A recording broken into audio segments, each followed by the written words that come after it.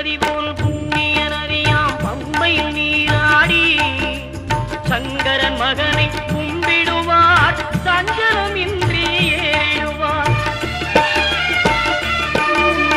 நீலிமலை ஏற்றம் சிவபாலனும் ஏற்றிடுவார். காலம் எல்லாம் நமக்கே அருள்காவலராயிருப்பார். தேகபலம் தா பாதபலம் தா தேகபலம் தா பாதபலம் தா தேகபலம்